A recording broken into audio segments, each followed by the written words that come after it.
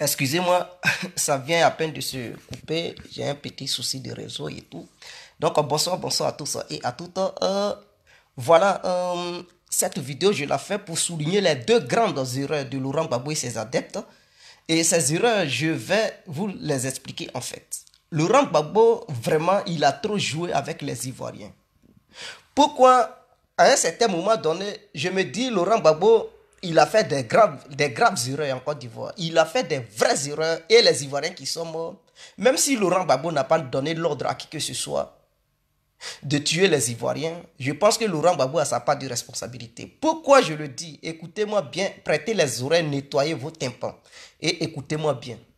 Laurent Gbagbo, il a géré le pouvoir, mais il n'a pas pu créer une armée offensive en fait.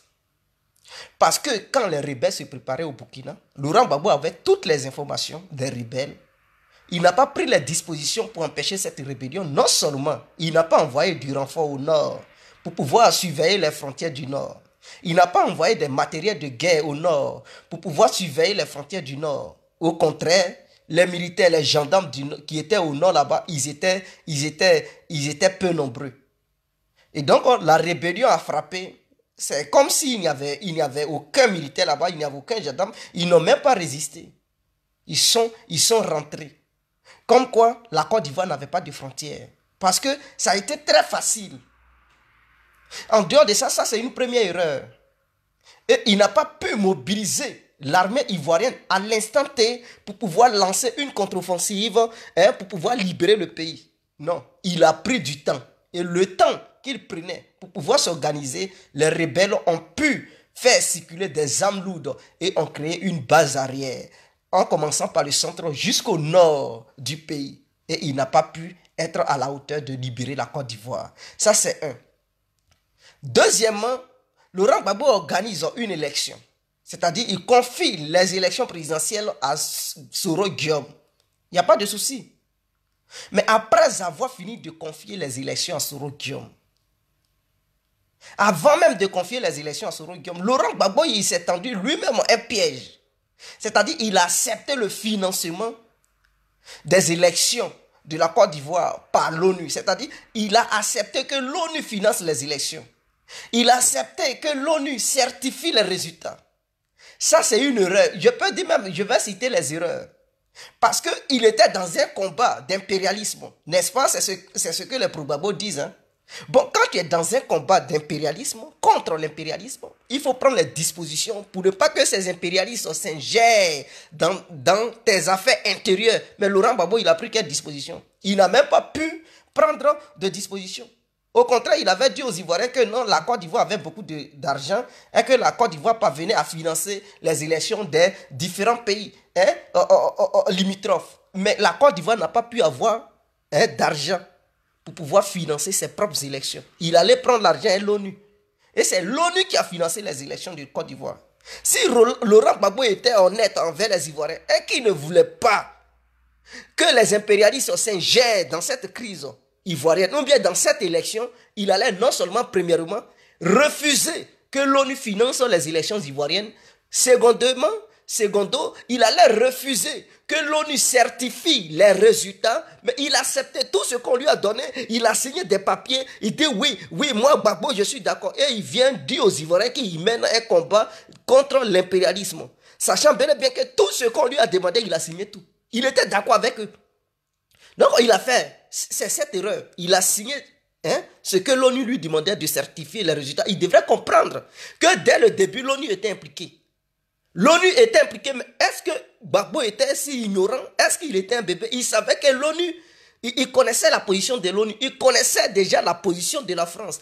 Pourquoi a-t-il accepté que l'ONU certifie les résultats? Pourquoi a-t-il accepté que l'ONU finance les élections? Sachant bien que ceux-là, quand ils financent une élection, ce sont eux. Ils envoient des superviseurs, oui, des espions. Ils envoient toutes sortes de personnes pour pouvoir surveiller les élections et même donner vainqueur à leurs candidats qui veulent. Ils proclament ce candidat. Même si les institutions de ce pays n'ont rien proclamé encore, leurs chaînes brandissent partout que c'est lui-là qui a gagné, c'est lui-là qui a gagné. Et ils prennent position. La position que l'ONU prend, toutes les autres grandes nations se soumettent à ça. Mais voilà, Laurent Gbagbo a fait cette erreur. Il a fait cette erreur. En dehors de ça, voilà l'élection que l'ONU, avec l'accord de l'ONU, le gouvernement ivoirien de Laurent Gbagbo, avec tous ces accords qu'ils ont signés, Soro Diom organise les élections. On dit premier tour, Youssou Bakayoko a fait ce qu'il pouvait faire. Deuxième tour, voilà le problème. Les résultats ne se proclament pas. Le temps passe. Laurent Gbagbo, il n'a pas pu prendre les dispositions, je dis bien, il n'a pas pu prendre les dispositions pour surveiller Youssou Bakayoko. Comment on dit, c'est-à-dire, je ne comprends pas, le gouvernement de Gbagbo a été vraiment ignorant. Je pense que ça a été des idiots qui étaient auprès de lui. C'est-à-dire, il a pris des bandes d'ignards pour se mettre autour de lui et il pensait que c'était un gouvernement qu'il avait créé. C'est-à-dire Youssou Bakayoko, qui lui a sa maison à Makori résidentielle, non loin de la clinique Farah. Je connais son domicile.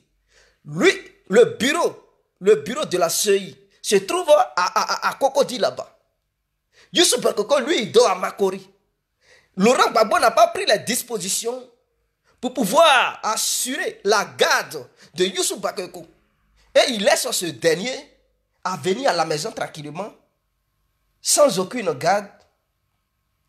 Et de là-bas, chez lui, l'ambassadeur de la France et de l'Amérique vient le chercher à Makori résidentiel et puis le conduisent à l'hôtel du Golfe. Et ils sont étonnés. Youssou Bakayoko, il proclame les résultats. Mais Youssou Bakayoko, là, vous devez le surveiller. Pourquoi vous n'avez pas surveillé Youssou Bakayoko pour empêcher l'ambassadeur de la France et des États-Unis d'aller le chercher chez lui à domicile? Ils ne l'ont pas fait. Ils pensaient que c'est un terrain de jeu. Ils pensaient que c'est une histoire de jouer ou bien une histoire de jeunes petites filles chercher les filles, chercher les fesses des filles. Non, on parle d'élection, on parle de l'avenir d'un pays. Et ceux qui doivent proclamer les résultats, vous les voyez, mais assumer la sécurité, ils ne l'ont même pas fait. Vous ne voyez pas au Congo? Si Kabila n'avait pas assuré la sécurité du président du Conseil constitutionnel, je vous le dis, des gens allaient le prendre en otage pour pouvoir proclamer les résultats en faveur de Fayoulou. Et il n'allait pas faire son boulot qu'il a fait.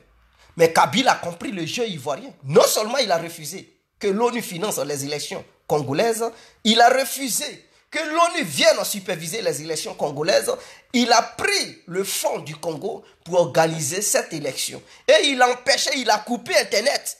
Laurent Gbagbo, il n'a pas pris ses dispositions. Il pouvait couper Internet pour éviter, et les chaînes étrangères sorties de la Côte d'Ivoire, pour éviter un bain de sang, pour éviter la propagande. Et c'est ce que le Congo a fait. C'est-à-dire, pendant que cette histoire des résultats était en cours, il a coupé Internet dans le pays. Là. Donc, aucun Congolais ne peut envoyer message à son ami qui est en Europe pour dire non, tu ne peux pas appeler un Congolais, le terrain c'est comme un montre-moi. Non, il a coupé Internet et il a décidé de faire chasser non seulement RFI, France 24, et il empêchait les ambassadeurs des différents pays européens de sortir de leur ambassade pour faire de l'espionnage. C'est-à-dire, il a renforcé la garde. Hein? Chaque entrée, chaque sortie, il a mis des gens pour les surveiller bien, pour ne pas qu'ils aillent prendre qui que ce soit en otage pour l'amener dans un hôtel et le sécuriser pour dire il faut proclamer des résultats. Laurent Gbagbo ne l'a pas fait. C'est-à-dire, il a été ignorant, lui et ses adeptes, sur tous les plans. Et c'est ceux-là qui disaient on mène un combat. Je pense que ça leur a servi de leçon. Ils vont prendre conscience. Secondo, voilà Alassane Ouattara, Soro Diom et les rebelles lourdement armés qui sont à l'hôtel du Golfe. Ok, Laurent Gbagbo, il sait où ils sont. Il dit non, je ne suis pas en guerre et la France. Et la France tue la population ivoirienne. La France massacre la population ivoirienne. Et Laurent Gbagbo est incapable d'assumer la sécurité du peuple ivoirien. Et il dit non, je ne suis pas en guerre la France. Bon, si tu n'es pas en guerre la France nous bute. La France nous tire là-dessus. Mon frère, Gbagbo, démissionne. Si tu penses que tu n'es pas en guerre la France, sachant bel et bien que le pays avec qui tu n'es pas en guerre, eux, ils sont là tuer ton peuple. Maintenant, toi, tu es le leader, tu es le président. Mais assume, soit tu demandes à tes militaires de riposter contre la France et déjà, ils ont commencé à nous tuer. Donc, on est mort, riposter contre la France, ou soit tu ne peux pas leur demander de riposter contre la France, alors démissionne. Maintenant, il n'a pas démissionné. Il savait que les Ouattao étaient à l'hôtel du Golfe. Pourquoi il n'a pas lancé l'offensive? pour désarmer ces Ouattao-là. Ils savaient qu'ils étaient là-bas. Lance une offensive, boum, tu t'en vas désarmer tous les Ouattao, les Kone Zakaria, déposer les armes, tu les attrapes, tu les mets à la maca. Il ne l'a pas fait. Les Ouattao, ils quittent à l'hôtel du Golfe, ils lancent des offensives. À la RTI, à Cocody, ils massacrent des gens et après ils rentrent. Et Laurent Gbagbo est incapable d'assumer la sécurité de la population ivoirienne. Mais si tu ne peux pas, démissionne. Il n'a pas voulu démissionner. Et non seulement il ne pouvait pas assumer la sécurité des Ivoiriens, et il ne voulait pas démissionner. Et ça a provoqué des morts. Voilà où je l'accuse. Voilà où j'accuse Gbagbo. C'est dans quel pays au monde où on dit les rebelles, ils prennent des villes, et le président de la République qui est chargé d'assumer la sécurité de ces populations, ou bien de ces peuples qui vivent dans ces différentes villes. Quel président au monde qui puisse demander à ses militaires de riposter uniquement que dans la capitale? Mais Laurent Gbagbo, il a pris les Ivoiriens comme des idiots. Il n'a même pas permis aux militaires ivoiriens de défendre la Côte d'Ivoire. C'est ça, on dit, un pays qui veut se faire respecter doit avoir un poste avant, en fait. C'est-à-dire, il faut défendre ton pays avant que la rébellion n'arrive dans la capitale. Mais il ne l'a pas fait. Dans quel pays? C'est-à-dire, tu laisses les rebelles envahir, toutes les autres veillent, tu demandes aux militaires, riposter, venez sur Abidjan, et d'Abidjan, on va libérer le pays. C'est quel pays tu vas libérer? Si Korogo Bouaké, tu n'as pas pu libérer là-bas pendant des années, là, ce n'est pas, quand eux tous, ils vont rentrer sur Abidjan, ils vont prendre tout, que tu pourras libérer le pays. Non, ils demandaient aux militaires, replier. Depuis Yamsoukro, depuis Daloa, ils disent, venez sur Abidjan, vous tous venez. Et tous, ils ont fui, waouh, ils sont venus sur Abidjan.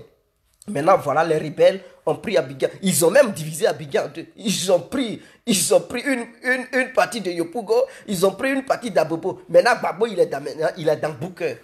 Au lieu de demander à tes militaires de ne pas laisser les rebelles s'approcher d'Abidjan, ceux qui sont déjà à Abidjan, là, à Abobo, là, eux, là, il y aura d'autres groupes de militaires qui vont s'occuper d'eux. Mais les autres qui viennent, qui lancent leur offensive pour descendre vers Abidjan, vers le sud, là, bloquez-les. C'est-à-dire envoyer d'autres bataillons pour les empêcher de prendre d'autres villes. Il ne l'a pas fait. Mais si tu penses que tu ne peux pas arrêter la rébellion, tu penses que la rébellion va pénétrer sur Abidjan, et que tes militaires sont incapables d'assumer la sécurité de tous les Ivoiriens, démissionne, il ne veut pas démissionner. Et il a fait croire aux jeunes Ivoiriens que non, c'est en venant devant sa résidence, c'est en manifestant que les rebelles ne vont pas lancer offensive. Laurent Gbagbo, il avait les yeux fermés. Il n'a pas vu ce que les rebelles ont fait au nord. Ce qu'ils ont fait au centre, à l'ouest, des gens qui ont égorgé des gens. Est-ce qu'ils connaissent l'histoire des civils? Tu es civil, tu n'es pas civil, tu as drapeau blanc, eux ils s'en foutent. Ils te tuent, ils te violent, et puis voilà, ils s'en foutent. Ils n'ont rien à foutre avec une histoire de civils. Non, Laurent Gbagbo savait de quoi ils étaient capables.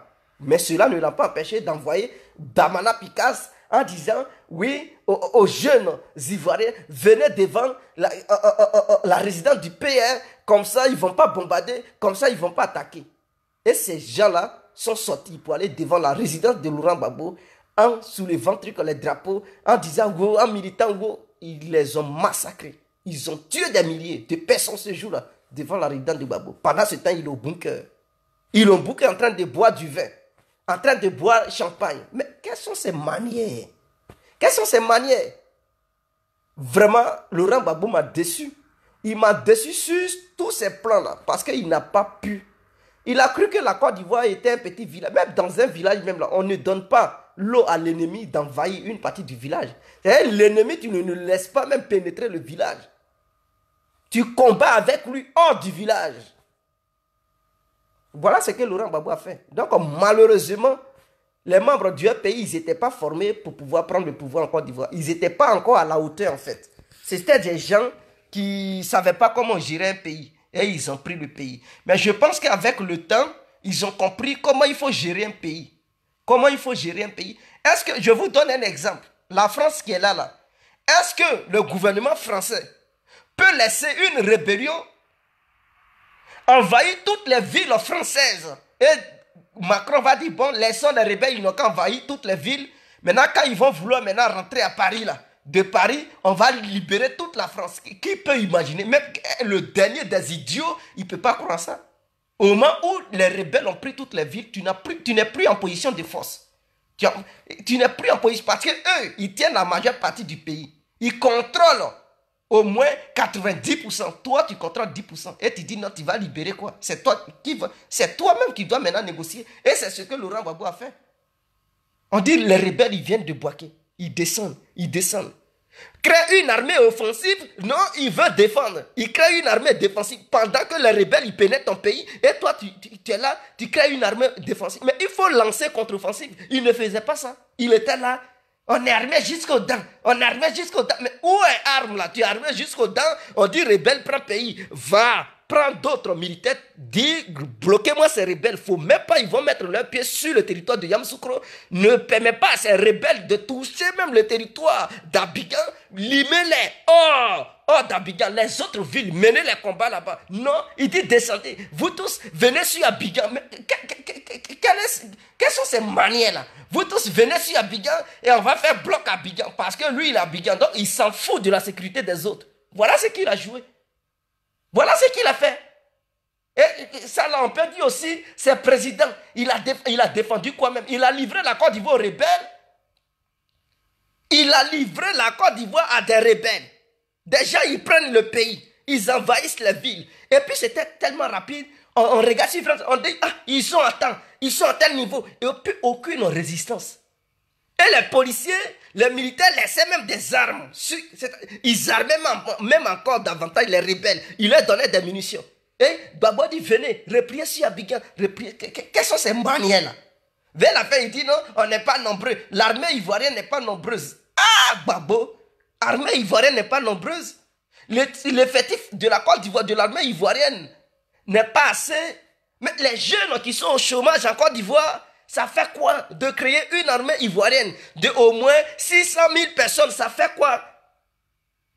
Et l'effectif de l'armée ivoirienne au temps de Gbagbo, c'était 30 000 personnes. Comme si en Côte d'Ivoire, il n'y avait pas de jeunes. Comme si en Côte d'Ivoire, il n'y avait pas de chômeurs. Comme si en Côte d'Ivoire, les jeunes de Côte d'Ivoire, ils ne voulaient pas être corps habillés. Mais il y a des gens qui avaient besoin d'être corps habillés. Depuis qu'il a pris le pouvoir, 2000, jusqu'en 2010, là, il n'a pas pensé un instant que l'armée ivoirienne, c'est-à-dire l'effectif n'était pas assez. 30 000 personnes. Et c'est ça, 30 000 personnes qui vont surveiller toute la Côte d'Ivoire. C'est ça, là, c'est ça, cette légèreté, là. Vous ne voyez pas dans les autres pays? Corée du Nord, là, eux, là, ils sont 25 millions. Tout le monde est surentraîné. Eux tous, ils sont militaires là-bas. C'est-à-dire, tu attaques Corée du Nord. Dis-toi que sur ton chemin là, tu vas affronter 25 millions d'individus surentraînés qui savent manipuler les armes, qui vont prendre les armes. Donc, pour pouvoir marcher sur leur pays là, tu vas tuer 25 millions d'individus.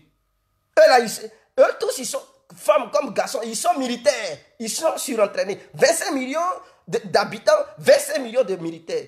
Israël est petit, c'est un État qui regorge au moins 13 millions d'habitants. Eux tous les 13 millions là, ils sont surentraînés, ils savent.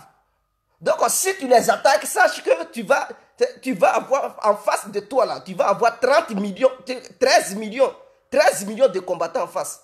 Ce n'est pas petit, ce n'est pas une petite affaire. Raison pour laquelle les pays arabes ne peuvent pas. Parce que dans les pays arabes là, eux là, leur armée c'est combien même? Ici ils ont trop 200 000 personnes, 300 000 personnes. Or pourtant, Israël n'est pas grand. Mais eux là, ils sont 13 millions d'habitants, 13 millions de soldats. Eux tous, ils savent manipuler les armes. Comment tu peux dire que tu as fait guerre avec eux? Tu ne peux pas. Tu ne peux pas. C'est la France, vous voulez regarder quoi? Regardez, restez là, regardez la France. France, ça là, France. Ça c'est pays ça. France. France, ce n'est pas pays. La France est grande, mais ils n'ont pas beaucoup de trucs de soldats. Allez-y aux États-Unis. Eux, on parle de millions de combattants. Allez-y en Russie, ce sont des millions de... Allez-y en Chine, eux-mêmes, là, c'est pas la peine. Ils ont des milliers de combattants. Mais en Afrique, c'est là-bas, il y a rébellion. Les rébellions, les coups d'État sont nombreux là-bas. On fait comment? Il faut renforcer l'armée. Et pour renforcer l'armée, il faut former beaucoup de jeunes. On peut avoir 600 000 combattants. Nous, on est combien même? 24 millions en Côte d'Ivoire. 600 000 combattants même, ça ne suffit même pas pour surveiller, pour sécuriser tous les Ivoiriens. 600 000, c'est parce que l'armée, n'est pas assez que les microbes ils font n'importe quoi. Parce que dans tous les coins de la Côte d'Ivoire, il n'y a pas un soldat, il n'y a pas un policier, un militaire ou bien un gendarme. Raison pour laquelle les microbes ils font, les coupeurs de route ils font n'importe quoi. Mais le jour la Côte d'Ivoire va prendre conscience pour pouvoir augmenter son effectif de l'armée, vous allez voir, histoire de microbes, trucs en rébellion ou bien coupeurs de route, tout ça là ça va disparaître. Parce que lui qui va faire rébellion, il calcule tout ça. Il se dit, ah, si je lance une rébellion ici, en face de moi, l'armée, l'effectif de l'armée ivoirienne fait combien d'individus? Donc, il est déjà conscient que s'il lance une offensive et qu'il veut faire une rébellion, vraiment le renfort qui va quitter de l'autre côté pour venir, vraiment, il va perdre ses éléments. Donc, il va pas faire ces bêtises-là pour dire qu'il va lancer une rébellion. C'est parce que les rebelles, ils savaient que quand Gbagbo a pris le pouvoir, c'était 25 000 personnes. Or, imaginons, les rebelles qui ont combattu, ils étaient 60 000. 60 000. Or, l'effectif de l'armée ivoirienne est 25 000. Mais il n'y a pas de comparaison. Un pays qui a ces 25 000 d'individus qui doivent assurer la sécurité de tout le pays. Or, les rebelles, eux, ils viennent, ils sont 60 000. Mais il n'y a pas de marque. Ils sont mieux armés que même les soldats du pays. Et puis ça là, on veut faire guerre. Gbagbo dit venez sur Abidjan. Mais ils vont même beau venir sur Abidjan, ils ne pourront rien faire. Parce que les rebelles, ils sont 60 000. Et puis dans les 25 000, là, ils se sont divisés encore en deux. Dans les 25 000, il y a d'autres qui ont rejoint les rebelles. Hein? Il y a d'autres qui ont rejoint les rebelles. Donc il restait combien? S'il restait beaucoup même là, 10 000. Sans compter ceux-mêmes qui ont fui déjà pour traverser la Méditerranée pour venir en Europe. Ceux qui sont partis au Ghana, au Togo, ceux-même qui se sont déshabillés pour devenir des civils, ils sont cachés chez leurs parents, on ne les comptait même plus. Est-ce que vous comprenez? Et ça là, vous voulez libérer le pays. Gbagbo devait démissionner. Parce que j'ai l'impression qu'ils se sont trop amusés. Ils se sont amusés en Côte d'Ivoire là-bas. Ils se sont trop amusés. À la dernière minute, ils voient Magou est bizarre. Il dit non, je ne pouvais plus le changer, il était trop tard. Il est tard comment? Rien n'est tard dans la vie. Tu vois qu'il n'est pas correct. Ton chef d'état-major, il est bizarre. Change-le. Non, il ne veut pas le changer. Il dit non, maintenons-le. Parce que si on le change, c'est trop grave. C'est grave où? Tu l'attrapes, tu le mets quelque part. On ne t'a pas dit de le tuer. Tu l'attrapes, tu le déposes dans une résidence surveillée. Il n'y a pas de téléphone, rien. Il est là-bas. Et tu le remplaces. Il va faire quoi? C'est dangereux où? C'est dangereux comment? Quelqu'un est bizarre, tu l'arrêtes, tu le mets quelque part. On dit surveillez-le. Ne le tuez pas, mais surveillez-le. Faut plus, il va être en contact avec quoi que ce soit. Faut pas, il va donner la position de nos éléments. Gardez-le ici. Et toi, tu le remplaces. Prends sa place. C'est fini. Maintenant, il n'a même pas pris de décision. Un chef d'État, c'est chaud. Il prend aucune décision. Il est dans Booker. On ne sait pas qu'est-ce qu'il fait là-bas. On ne sait pas il boit seulement il boit seulement champagne. Il boit seulement le vin. Et puis il est caché. Les Ivoiriens meurent. Gbagbo prend décision. Gbagbo, il est ignorant. Il ne sait même pas ce qui se passe. Il dit, la situation est sous contrôle. C'est quoi qui est sous contrôle? Gbagbo. La France massacre ton peuple. Il dit, non, je ne suis pas en guerre, la France. Si tu n'es pas en guerre, il démissionne alors. Démissionne. Ils sont là tuer ton peuple. Or, c'est toi qui dois protéger ton peuple. Le peuple t'a élu. Tu dis, non, je ne suis pas en guerre avec la France. Je ne suis pas en guerre, la France. Démissionne. Maintenant, ceux qui sont en guerre, la France, ils vont prendre le pouvoir. Comme ça, ils ne vont pas permettre à la France de tuer le peuple.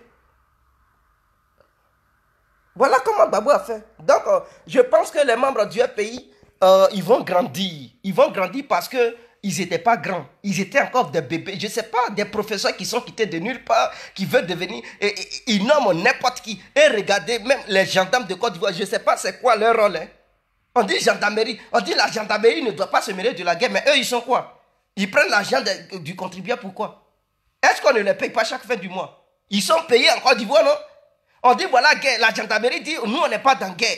Quelles sont ces manières-là? C'est dans quel pays au monde?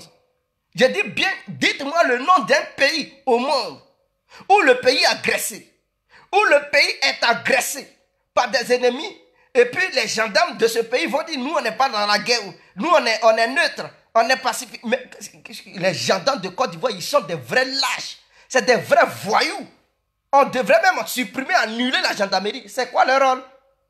Non, tu as un problème, on dit va à la gendarmerie. Policier peut faire ce que gendarme fait là. On peut former des policiers gendarmes, mais ces policiers-là, ces policiers même en Côte d'Ivoire s'est impliqué dans la guerre. Gendarme, lui, gendarme qui était armé. Ils ont tout l'armement de Côte d'Ivoire et puis ils n'ont rien foutu. Ils disent non, ils sont neutres. Abbaye. C'est quand la guerre est finie, maintenant ils partent au Ghana pour faire des déclarations. À la son, t'as raté. Pendant qu'on te demandait d'aller défendre le pays, tu as décidé d'être neutre. Maintenant, guerre finie, tu dis je ne travaille pas, Ouattara, tu es trop fâché. Mais si tu étais trop fâché, il fallait t'ingérer dans la guerre. Tu devrais dire à tes éléments de défendre aussi la Côte d'Ivoire.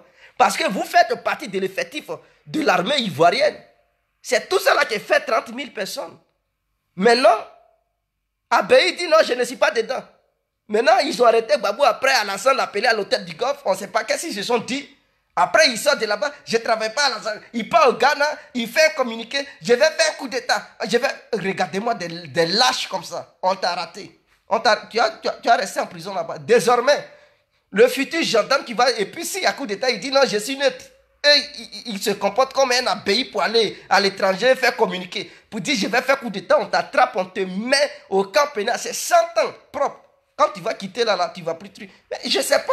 Le rôle des gendarmes, c'est quoi en Côte d'Ivoire au juste? Vous êtes payé matin, midi, soir, c'est pour faire quoi? Quel rôle? Vous êtes là-bas, les microbes tuent les gens, vous êtes là-bas. Quand un coup d'État arrive, ou bien une rébellion, vous ne combattez pas, vous ne faites rien. On dit les gendarmes, gendarmerie nationale. Tu les vois, ils sont habillés en blanc. Ou bien ils portent des gants, je ne sais pas, des gants noirs ou des gants blancs. Ils font défiler. Mais vraiment, c'est pas la peine. Allez-y attaquer la France. Je dis bien, allez-y attaquer la France. Et les gendarmes français vont dire non, nous on est neutre. Vous allez les voir. C'est là que vous allez connaître que gendarme, il n'est pas neutre. C'est la France qui vous fait croire que gendarme est neutre. Vous rigolez. Hein? Allez-y attaquer la France et vous allez voir les gendarmes français s'ils sont neutres ou pas. Ils vont vous montrer de quoi ils sont capables. Ils vont vous mater. Vous allez quitter là. Vous allez dire ah bon, donc c'est que la France nous dit que les gendarmes doivent être neutres là. Ce n'est pas. Allez-y attaquer les États-Unis.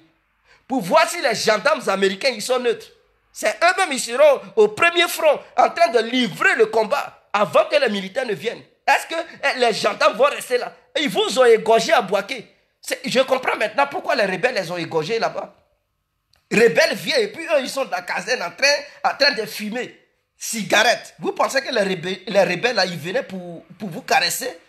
On dit rebelles attaquer le pays. Et vous les gendarmes de Côte d'Ivoire à Bouaké, défendez le pays? Non, vous dites on est neutre. Ok, les Ouattara vous ont montré que non. Quand tu es lâche, lui là, eux là, ils ne sont pas lâches. Ils sont entrés dans la caserne, ils vous ont trappé, égorgé. Tous. Femmes, enfants, quoi, famille, ils ont égorgé tout le monde. Maintenant, les gendarmes d'Abidjan, ils ont égorgé nos amis, ils ont égorgé vos amis. Ça vous fait mal. Voilà encore, rébellion est venu en 2010, hein, en 2011. Combat se passe à Abidjan, ils sont cachés au camp d'Agba là-bas. Et puis ils disent, nous on est neutres. Voilà des lâches. Et on continue toujours pour prendre, on prend l'argent du contribuable pour leur donner. Et ce sont ces gendarmes-là qui sont à Paris là-bas, ils crient matin, midi, soir, Terrogoué, gendarme de Terrogoué, gendarme de Terrogoué. Quelles sont ces manières-là? Vous n'avez rien fait en Côte d'Ivoire là-bas. Et c'est ici, sur les réseaux sociaux, vous venez, on défend Gbagbo. Mais quand Gbagbo avait besoin de vous, là, vous avez sauté clôture. Votre général même, votre commandant Abbaye, il n'a rien foutu. Les gendarmes de Côte d'Ivoire ont été tous des lâches, des voyous. Jusqu'à même leur commandant, il n'a rien foutu. C'est quand ils sont hors de la Côte d'Ivoire qu'ils ont la grande gueule. Exemple Abbaye. Il ressemble à ces bons petits gendarmes qui ont la grande gueule sur les réseaux sociaux. C'est-à-dire, eux là sur le terrain, ils ne valent rien, ils font rien. C'est quand ils sortent du pays, qu'ils s'en vont, ils prennent caméra, ils font vidéo. Oui, on va frapper fort, on va frapper fort. Abbaye, il s'en va faire vidéo. Il met 2 éléments derrière lui et puis il lit un communiqué. Il dit non, à partir d'aujourd'hui, on contrôle la RT. Quelles sont ces manières-là? Voilà d'autres qui sont sur les réseaux sociaux, ils portent des chapeaux. Non, nous sommes la gendarmerie d'État. J'étais un commandant, j'étais un truc, un sergent. Quelles sont ces manières-là? Quelles sont ces manières-là? Allez-y attaquer la Russie et vous allez voir que gendarme russe, il ne joue pas. Il sera le premier même à te mater. Tu vas oublier ton nom, tu vas dire, ah, donc un gendarme, il s'implique dans la... Vous pensez qu'en Syrie, là, il n'y a pas de gendarme? Bachar al-Assad a un problème. Les rebelles le combattent. Et puis les gendarmes syriens vont dire non, nous là, on fait pas truc, on fait pas combat. Mais Bachar va les neutraliser tous. Moi, je vous paye. J'ai un problème, le pays a un problème. Et vous allez dire non, vous êtes neutre. Prenez les armes, allez-y combattre. Mais je ne sais pas, Babou a rigolé avec eux. Donc, c'est un pays qui préoccupe autant les membres du pays. Je pense que les membres du pays, ce sont des gens aussi, ils sont lâches. Des voyous, des cadres. Abbé qui n'a même pas défendu votre Woody. Il était au camp militaire des trucs. Non, il était, comment on appelle ça, à Agban. Il était à Agban. Agban là, l'armement ivoirien était là-bas. Je dis bien, ils étaient mieux armés que les autres, que les militaires. Mais ils ont préféré garder leur armement. Ils n'ont rien fait. Ils étaient là-bas en train de regarder. En train de regarder. Je ne sais pas si c'est le cimetière de William Civil, ils surveillaient. Mais ils étaient en tout cas bas. Et puis William Civil, c'est côte à côte. Hein. C'est à Djamé là-bas. C'est pas loin des trucs. C'est à Djamé là-bas. Ils étaient là. Et puis il dit non, nous on ne fait pas guerre, mais on ne veut pas laisser quelqu'un traverser, passer sur l'autoroute. On te dit pays attaqué, tu dis non, c'est autoroute, toi tu surveilles. Va libérer pays. Va libérer pays, on te dit ton pays attaqué. Et toi tu dis non, je surveille autoroute. Donc si chaque soldat voulait surveiller autoroute, il y a longtemps, dès les premiers jeux, Laurent Gbagbo allait être attrapé comme un poussin. Voilà des gens. Les gendarmes de Côte d'Ivoire, on doit même annuler ça, on doit supprimer la gendarmerie. Parce que je ne vois pas le rôle. Ils ne valent rien, non seulement ils ne peuvent même pas sécuriser. Les Ivoiriens, leur métier aussi, c'est la sécurité. Ils sont là-bas, les microbes tuent. Les coupeurs de route font n'importe quoi. Et quand on porte plainte, ils sont incapables d'arrêter des malfaiteurs. Quand le pays est attaqué, ils disent non, on est neutre, on ne fait rien. C'est quel rôle? Oh, pourtant, si on ne leur donne pas l'argent, vous les voyez, ils crient sur tous les toits. Donnez-nous notre salaire, on est en grève. Ok, on donne votre. Vous faites quoi même et puis on n'a qu'à vous donner salaire. Vous faites quoi dans Côte d'Ivoire là? Qu'est-ce que vous apportez aux Ivoiriens? Sécurité zéro. Je pense que les militaires, on devrait mieux les payer par rapport aux gendarmes. Parce que quand c'est chaud là, ce sont les militaires qui donnent leur corps. Je dis bien quand c'est chaud là, ce sont les militaires et les policiers. Non seulement les policiers sont les premières victimes en fait. Les policiers sont à la première ligne. Lorsqu'il y a un problème, ce sont sur les policiers on tire. Donc, les policiers devraient avoir un bon salaire par rapport à un gendarme. Gendarme, il ne fout rien. Militaire devrait avoir un bon salaire par rapport à un gendarme.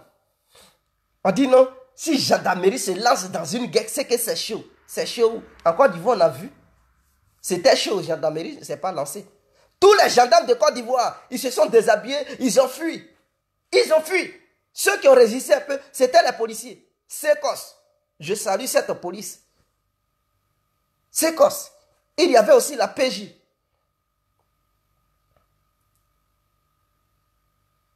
Il y avait aussi la BAE. C'est ceux-là qui ont intervenu. Et même si la BAE a fait beaucoup, cette police vraiment a fait beaucoup. La BAE a été vraiment très efficace, même souvent que les militaires. La police a appelé BAE en vouloir rentrer sur un truc Yopougon. Cette police a beaucoup fait BAE. La RTI, même c'est la BAE qui a libéré la RTI. Quand Soro voulait faire une déclaration, c'est la BAE. Oh! Les gendarmes étaient à Agban. Ils étaient à Agban en train de, je ne sais pas, en train de faire l'amour. En train de faire l'amour, ils regardaient les belles filles qui passaient sur l'autoroute. Mais quelles sont ces manies? On devrait dissoudre ce corps en Côte d'Ivoire. Ton pays est en danger. Toi, tu as porté un billet, un treillis, et puis tu es là. Tu dis non, tu es neutre. C'est quoi? Tu es devenu maintenant la Suisse? Tu es gendarme de la Suisse? On te dit ton pays est agressé. Défends ton pays. Oh, pourtant, tu as prêté serment pour la sécurité de ton pays. Maintenant, ton pays n'est plus en sécurité. Va, on dit non, la gendarmerie n'intervient pas comme ça. Des voyous comme ça. BAE a fait beaucoup et je remercie cette police. BAE, respectez BAE de Côte d'Ivoire. Ce sont des gens, ils sont très efficaces. Ce sont des gens, mais ils ne sont pas nombreux en fait. Ils ne sont pas nombreux et puis ils étaient désarmés. Voilà. BAE pouvait faire, mais ils n'étaient pas nombreux. Ils avaient un seul chat et puis un seul fusil d'assaut. Donc, ils n'étaient pas bien armés. Or, les gendarmes, ils avaient tous les matériels. Non seulement ils n'ont pas voulu donner les matériels, ils n'ont pas voulu combattre, ils ont sauté clôture. Et c'est au Ghana, ils s'en vont pour faire la grande gueule. Ils viennent en Europe ici pour faire la grande gueule. Ils mettent des brassards. Je suis le capitaine, je suis tata. Mais quels sont ces voyous-là? Capitaine d'où? Vous fuyez, vous livrez le pays au Ouattao. Et vous venez ici pour faire la grande gueule, capitaine. Et c'est sur les réseaux sociaux, vous devenez des gendarmes. Vous allez nous citer des noms Terogui. Gendarmerie d'Agban. J'étais trique de Terogui. Mon commandant était... On n'a pas besoin de ça. C'est pas de ça qu'on avait besoin. On avait besoin des gens capables. Mais pourquoi ils n'ont pas donné ce corps-là aux gens, aux jeunes gens capables de défendre le pays? Moi, ce que je demande aujourd'hui, je veux une armée forte en Côte d'Ivoire. Et si Alassane pouvait le faire, une armée de 600 000 hommes, ça fait quoi? Ça fait quoi? Une armée de 600 000, on sélectionne déjà, on dit bon, 80 000 hommes, c'est beaucoup trop. C'est quoi qui est beaucoup là? 80 000, ça peut défendre quel pays? 80 000. Que au moins 100 soldats français terrassent. On a 80 000 individus et puis 100 soldats français. Oh, vraiment, regardez, pour que l'Amérique puisse humilier le Congo, tout le Congo là, ça fait 2 millions la superficie du Congo. 84 millions d'habitants. Vous savez, les Américains disent, si l'élection se tournait mal, ils allaient intervenir. Vous savez combien de soldats ils ont envoyé? Ils ont amené 80 soldats américains qui, eux, ils vont maintenir la paix au Congo. C'est-à-dire ils allaient intervenir pour essayer de... 80 soldats. 80. Pour dire, on est nul. On n'a même pas d'armée. On n'a rien en Afrique. 80 soldats américains qui vont maintenir l'ordre dans un pays qui a une superficie de 2 millions. Vous trouvez cela normal? Vous trouvez cela normal? En Côte d'Ivoire, ce sont des petits soldats français. C'est-à-dire 3000 hommes. 3000 soldats français. Et devant toute l'armée ivoirienne. Quand ils voient les soldats français, vous les voyez, ils courent. Ils chient même dans leur jeans, comme s'ils n'étaient pas des hommes. Voilà des gens comme ça. 3000, ils ont amené des trucs, comment on les appelle là? Oh, ces soldats, la France a une armée qu'on appelle, qui n'ont pas de papa, maman là. Ils n'ont pas de famille, comment on les appelle même? Ce sont des étrangers là. La France a créé une armée étrangère. Voilà, la Légion étrangère. Voilà. C'est ça, c'est ça. Ils ont pris 3000 individus là-bas, ils les ont amenés en Côte d'Ivoire. Il ne faut pas voir l'armée, il ne faut pas voir les militaires ivoiriens devant. Ces gens-là, tu les vois, ils courent, ils chient même dans leur guine parce qu'ils ont vu 3000 éléments. Oh putain, on était au nombre de 25 000. Mais 3000 Français ont maîtrisé toute l'armée ivoirienne. Je dis bien, ont maîtrisé dans les airs, sur le plan terrestre, sur le plan maritime, ils ont maîtrisé les Ivoiriens. Et ça, on dit on a un pays. Notre armée, c'est quoi qui est armée? Gbagbo même, c'est un vrai plaisantin, les membres du pays. C'est les jeux étrangers, mes frères. 3000 personnes qui ont pu maîtriser 25 000 individus. Vous trouvez cela normal? Et puis on n'a pas honte. On n'a pas honte. Et d'autres même, ils veulent réduire encore l'effectif de l'armée ivoirienne. À 25 000 personnes, on n'a rien foutu. D'autres veulent ramener ça à 20 000 personnes. 20 000 personnes. Côte d'Ivoire, c'est 322 462 km². Dans chaque rue, auprès de chaque maison, il doit y avoir un policier, un militaire ou un gendarme. Dans toutes les villes, il doit y avoir des camps militaires. On doit augmenter l'effectif. 600 000 individus prêts à défendre le pays pour ne pas que les jeunes aillent se faire tuer. C'est parce que les militaires n'étaient pas nombreux que les gens ils parlent de miliciens. Et ces jeunes sont morts. C'est parce que l'armée ivoirienne n'était pas beaucoup. Gbagbo de son côté a eu des miliciens. Ouattara de son côté a eu des miliciens. Il y a eu des miliciens du côté de Ouattara, du côté de Gbagbo. Et ces jeunes qui ne savaient même pas manipuler les armes se sont fait abattre dans la rue comme des mouches. De part et d'autre, l'autre côté a perdu ses petits miliciens, l'autre côté a perdu ses petits miliciens. Mais si l'armée ivoirienne avait un bon effectif et que c'était divisé, mais c'était bon. Entre les militaires, ils allaient gérer ça.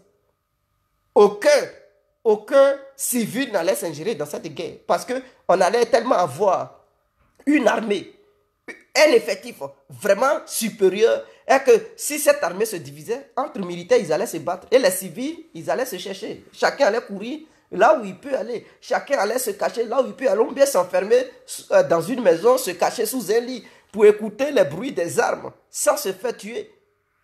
Mais non, c'est parce que l'armée n'était pas assez.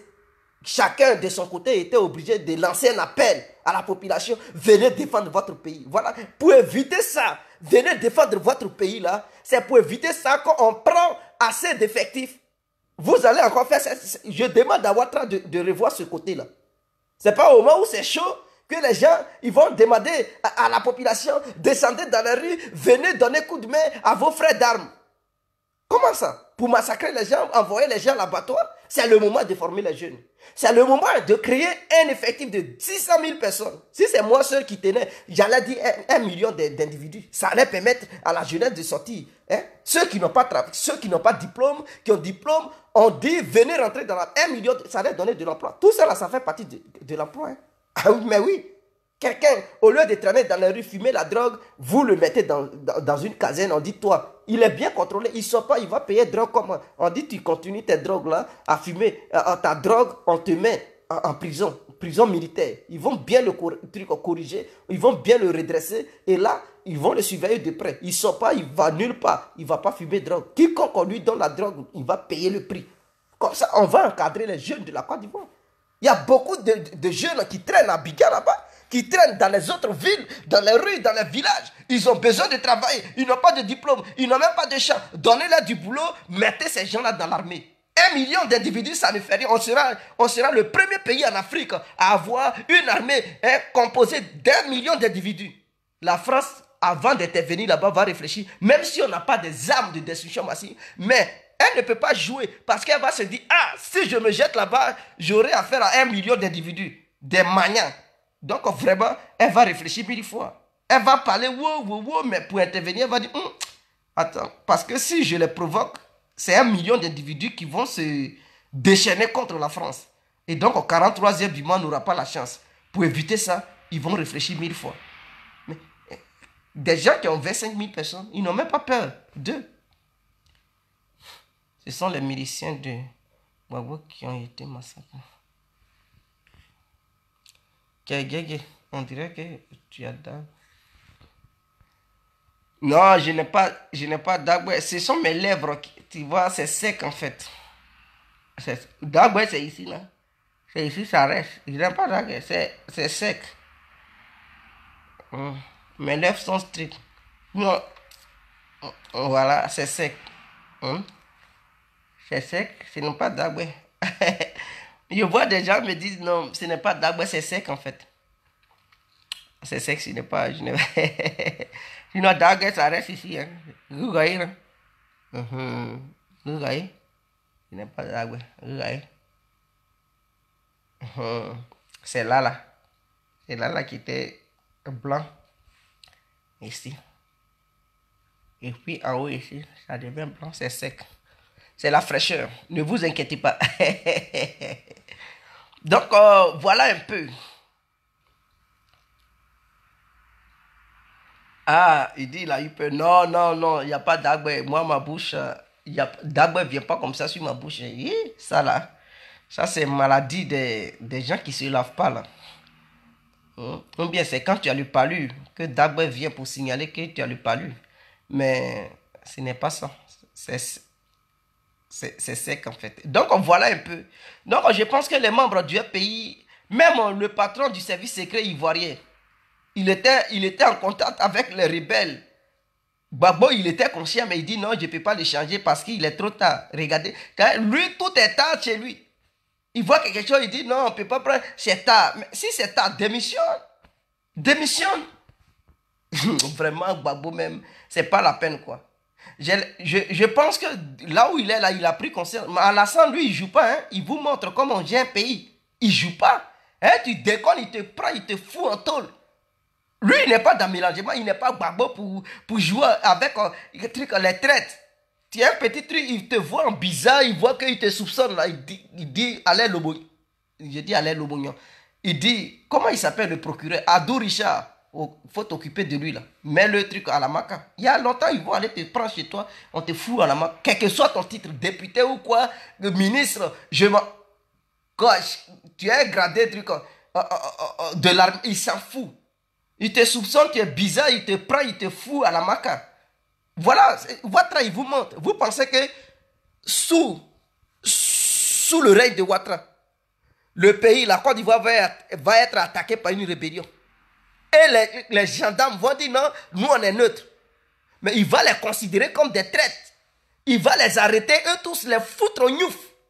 Parce qu'ils seront, dès à présent, au moment où ils vont dire qu'ils sont neutres et qu'ils ne vont pas se mêler de la situation pour libérer le pays, mais Ouattara va les considérer comme des traîtres. Donc il va les arrêter en commençant par leur chef, les arrêter eux tous et les mettre à la maca. C'est sous Laurent Gbagbo. Gendarme peut dire non, je suis neutre. Et puis Gbagbo dit oui, c'est leur droit. C'est leur droit. Quel est ce président-là? Et puis au lieu de... Pendant que les gendarmes étaient là, les Damana Pika s'appellent le peuple qui n'avait rien de venir défendre la Côte d'Ivoire. Mais comment on peut attendre ça? Mais pourquoi Damana Pika n'avait-il pas appelé les gendarmes d'aller défendre leur pays?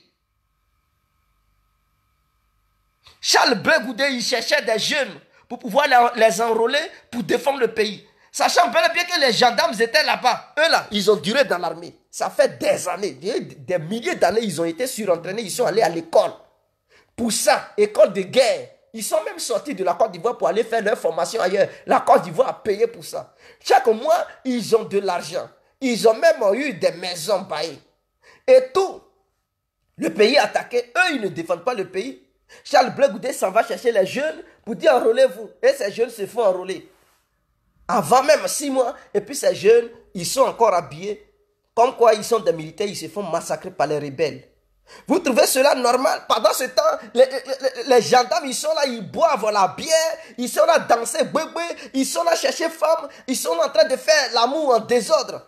D'autres, ils sautent aux clôtures, ils courent, ils viennent en Europe, ils deviennent des capitaines ici. D'autres, ils courent, ils viennent en Europe, ils portent maintenant des brassards. Vous trouvez cela normal? Vraiment, je pense qu'ils n'ont qu'à revoir l'armée ivoirienne. Et cette histoire de gendarmerie de Côte d'Ivoire, ils doivent revoir ça. Ils doivent revoir les gendarmes. C'est-à-dire, s'ils sont incapables de défendre la Côte d'Ivoire, et qu'à leur place, ce sont des jeunes patriotes qui doivent faire le boulot qu'eux, ils devraient faire. Je pense qu'on devrait annuler ce corps. C'est-à-dire, cette branche de corps, on doit les déshabiller pour dire, faut plus on va avoir des gendarmes en Côte d'Ivoire. Parce qu'on ne peut pas compter sur des individus qui sont incapables de défendre le pays. Ils sont là, au lieu d'aller défendre le pays, non, on s'en va chercher des jeunes patriotes. Pour dire, enrôlez-vous, venez défendre la patrie. Quelles sont ces manières? Et les gendarmes, ils font quoi? Les gendarmes, ils étaient au nombre de combien? Ils ont gardé tout l'armement. Ils ne donnent pas les armes. Même, c'est-à-dire même les douaniers, ils ont défendu. Les douaniers, ils étaient impliqués. Douaniers, lui, c'est pour contrôler, c'est pour rester à la frontière. Les douaniers ont combattu. Les marins ont combattu. Même pompiers a combattu. Pompiers, là, c'est pas pour faire guerre. Lui, c'est pour éteindre du feu. Mais les pompiers étaient sur le terrain en train de faire la guerre. Mais les gendarmes de Côte d'Ivoire disent je suis neutre. Parce que la France, il paraît qu'ils ont signé un document dans les années 1960 où on dit les gendarmes ne doivent pas s'ingérer dans tout. S'il y a guerre, les gendarmes doivent être à l'écart. Mais leur rôle, c'est quoi? Non, maintenir la sécurité. Quelle sécurité? Mais la guerre fait partie de la sécurité. On dit la sécurité urbaine. Mais c'est ça. Mais au moment où il y a le désordre dans la ville, ça devient une sécurité menacée. Donc, c'est-à-dire, la sécurité urbaine n'est plus à l'ordre. Alors, ça devient le désordre urbain. Donc, les gendarmes doivent intervenir. Non, on dit non. Ils doivent maintenir la sécurité urbaine. Et donc, ils ne doivent pas s'ingérer dans la guerre. Mais au moment où les villes sont attaquées, c'est que la sécurité urbaine est menacée. Ils doivent intervenir. Ils ne l'ont pas fait. Voilà pourquoi je déteste les gendarmes de Côte d'Ivoire. Je les déteste et je ne les aime pas parce qu'ils ne sont pas là pour la Côte d'Ivoire. Ils sont là pour leur salaire. Leur salaire, c'est tout. Ils s'en foutent des Ivoiriens.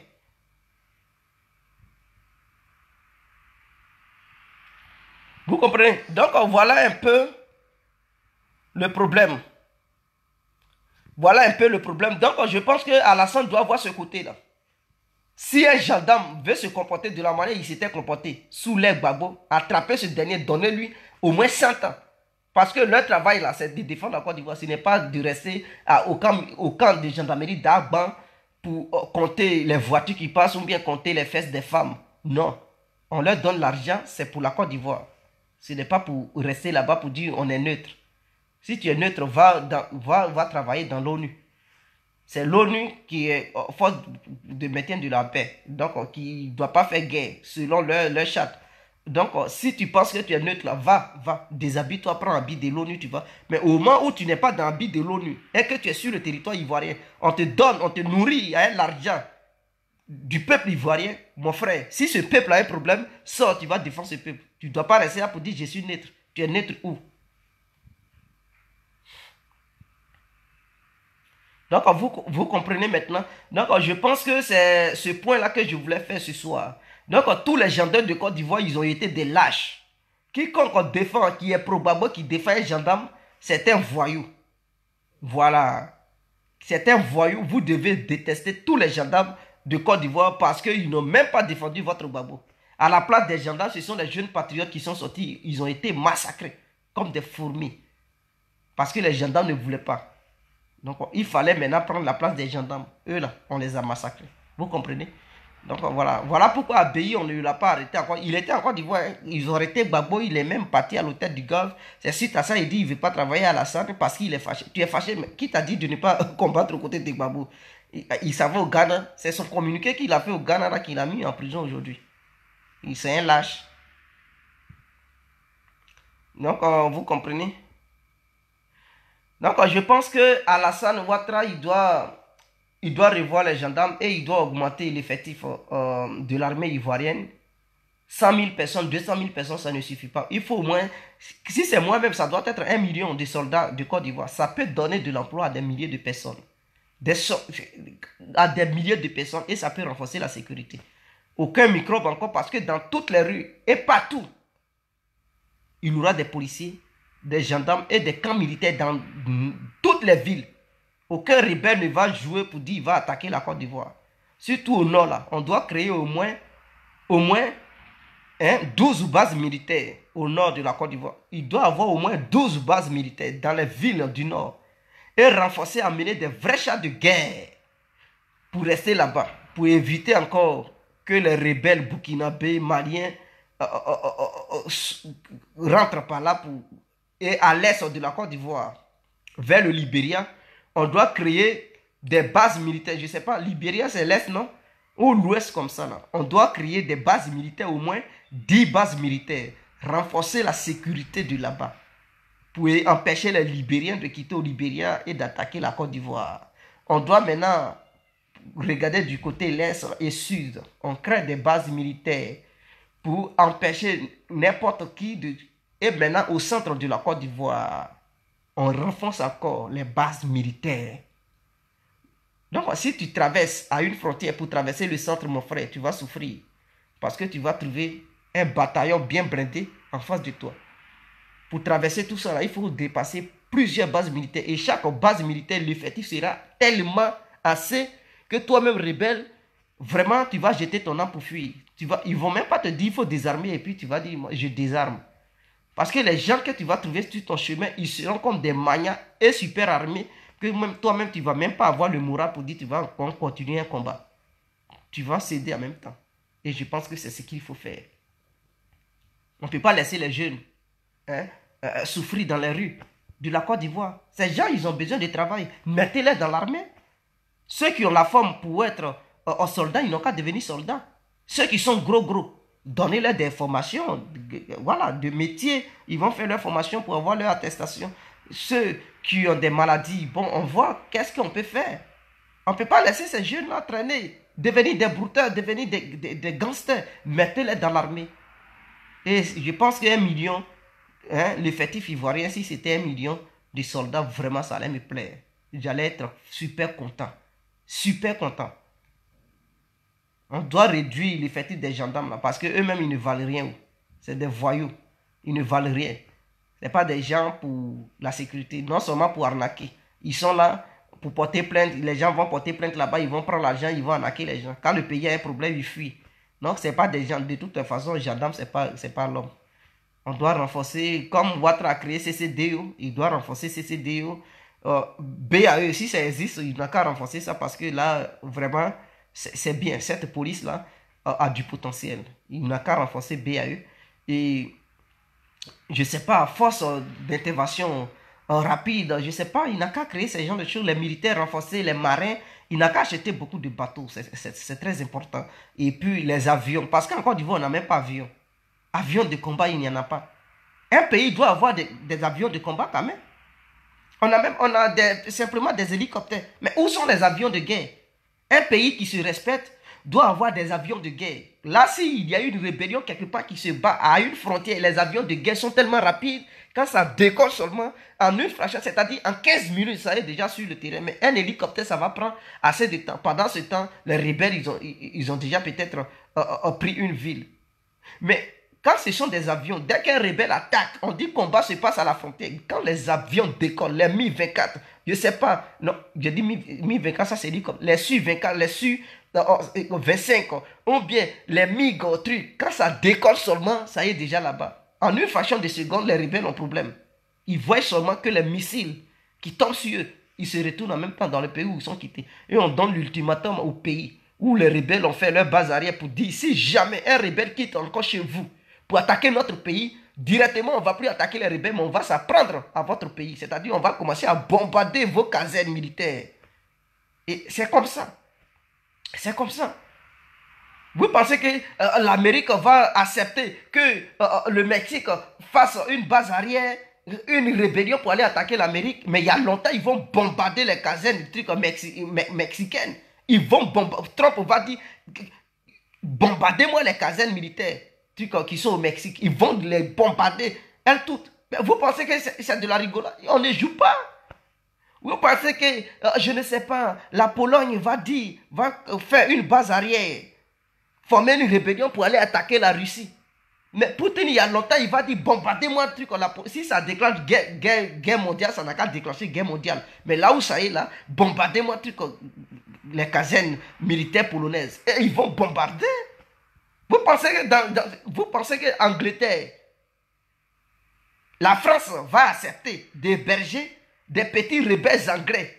Ils vont leur donner des armes pour dire allez-y attaquer l'Angleterre. Et ils vont frapper, ils vont attaquer, ils vont fuir en France. Mais il y a longtemps, ça va déclencher une guerre entre l'Angleterre et la France. Parce qu'ils vont se laisser. Ils vont se laisser. Vous pensez que c'est...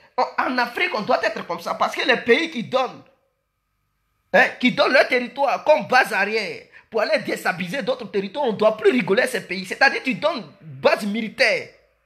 Non, ton territoire, tu donnes ton territoire à des rebelles pour attaquer mon pays, mon frère.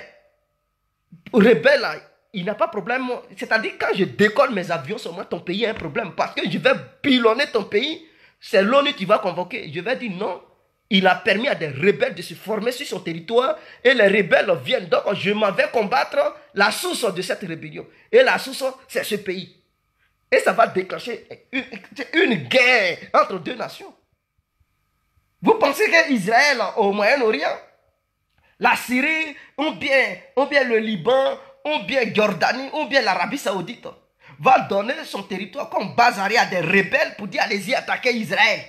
Et quand ces chiens fuyaient pour venir, mais il y a longtemps, Israël va décoller ses avions pour bombarder ces pays qui vont faire de leur territoire des bases arrière de ces rebelles. Ils vont attaquer là-bas directement. C'est là sous son attaque. C'est parce que cette règle n'a pas encore vu le jour en Afrique que certains pays se permettent de donner base arrière à des rebelles pour aller déstabiliser d'autres nations. J'ai dit, si moi j'étais président, vraiment, aucun autre président n'allait jouer pour dire il va s'apprendre à mon pays. C'est-à-dire, tu t'apprends à mon pays, c'est toi-même je vais viser, je vais bombarder ton palais. Et quand tu vas quitter là, tu vas dire, ah, vraiment j'ai provoqué, j'ai eu. J'ai cherché, j'ai trouvé. Je n'allais même pas m'occuper des rebelles, c'est-à-dire directement, je décolle les avions, je m'en vais bombarder ton palais. Ils vont dire, mais j'ai dit les rebelles, c'est lui qui a nourri les rebelles, ils sont devenus en forme, il les a armés. Je m'en vais combattre le mal. Et leur patron, c'est ce président. Et toi qui présides le pays d'où les rebelles viennent, c'est toi qui es leur patron. Je m'apprends toi, je tue le chef rebelle. Et le chef rebelle, ça sera le président du pays qui a donné base arrière. Et si moi-même je suis mort, je n'ai qu'à mourir. Mais quand même, avant de mourir, là, toi aussi, tu vas mourir. Et c'est clair. Œil pour œil, dent pour dent. On doit appliquer cette règle en Afrique. Voilà pourquoi mon poste, j'ai fait ça ce matin-là, où j'ai dit le Rwanda, là, parce que quoi? Paul Kagame parce que quoi? Parce que dans le passé, son pays a connu un génocide, alors il va utiliser ce prétexte pour envoyer des rebelles au Congo pour tuer des Congolais. Et les dirigeants congolais, ils ne portent pas leur culotte. Qu'est-ce qu'ils disent?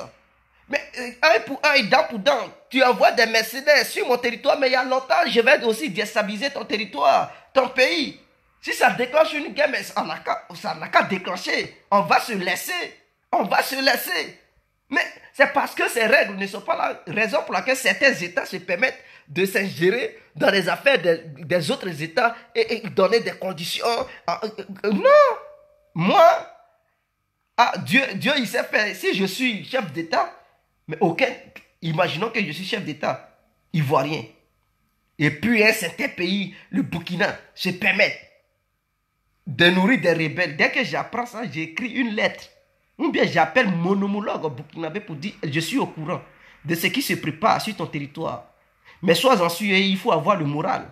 Parce que si jamais une attaque, une petite attaque se produit sur la frontière ivoiro-burkinabé, mon frère, mes avions vont se décoller, c'est ton palais, je vais pilonner. Mets ça dans ta tête et je ne joue pas. Ceci n'est pas un jeu, c'est un avertissement. Et tu es là. Tu dis non. Dès que les rebelles attaquent, tu prends tes avions, tu laisses les rebelles. Tu dis les chars de combat et les militaires de ton pays n'ont qu'à s'occuper de ces rebelles-là. Toi, les avions décollent, ça part directement sur le territoire burkinabé en train de bombarder les casernes. D'ici, la communauté internationale va s'organiser pour dire cesse les frappes. Mon frère, j'ai déjà détruit au moins 10 casernes. J'ai déjà détruit 10 casernes. Parce que d'ici, ils vont convoquer, ils vont t'appeler pour mettre pression. Il y a longtemps, tu as déjà détruit des casernes, au moins 10 casernes comme ça. Et tu ramènes tes avions sur ta base.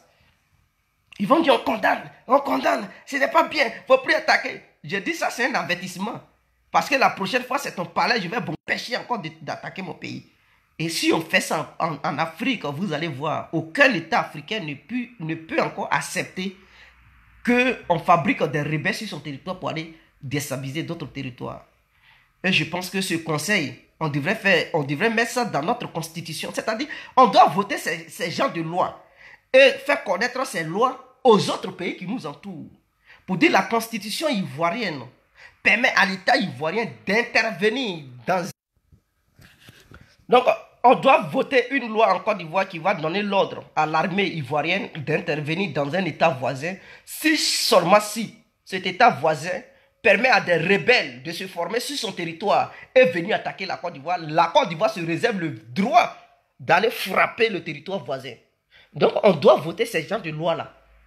Et tous les pays d'à côté doivent connaître, c'est-à-dire le Burkina, le Libéria, le Ghana, le Mali, la Guinée, ils doivent être conscients, c'est-à-dire le jour, ils vont accepter que des mercenaires, des voyous se forment sur leur territoire pour attaquer la Côte d'Ivoire. La Côte d'Ivoire va se réserver le plein droit de frapper leur territoire au cœur de leur territoire et bombarder leurs casernes. Si c'est comme ça, mais vous allez voir tous les chefs d'État qui sont dans les pays voisins. Si un rebelle dit je vais former, il dit non, je ne veux pas une guerre entre la Côte d'Ivoire et mon pays. Vous allez les voir, ils vont refuser et la Côte d'Ivoire va trouver la paix. La Côte d'Ivoire va trouver la paix définitive. Et ça, c'est une solution que je propose. Votez une loi en Côte d'Ivoire, vous allez mettre ça dans la constitution ivoirienne. Et la Côte d'Ivoire doit acheter les bonnes armes, les armes lourdes, qui va lui permettre d'intervenir partout dans la sous-région. Si jamais ces chefs d'État font des bêtises dans leur pays comme base arrière pour déstabiliser la Côte d'Ivoire, on va frapper partout.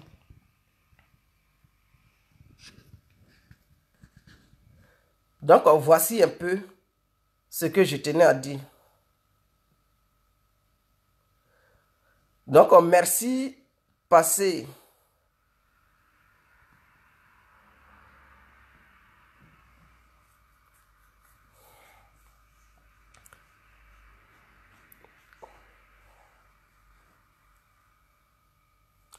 Allez, bonne nuit à tous et à toutes. C'était l'incontournable, j'ai compris tout terrain.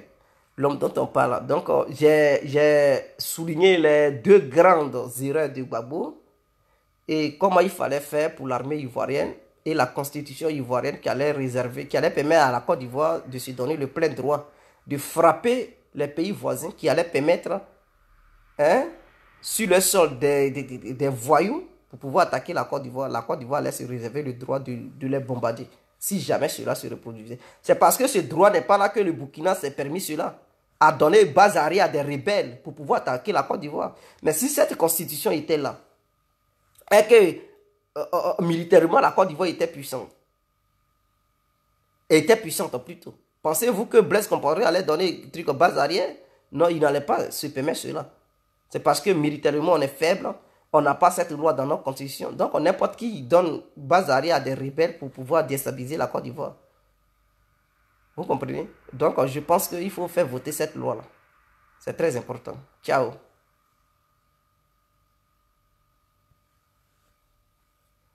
Borgia, je n'ai pas dit Gbagbo n'a qu'à tuer les Africains. Il faut relire ma vidéo et tu vas comprendre l'erreur de Gbagbo.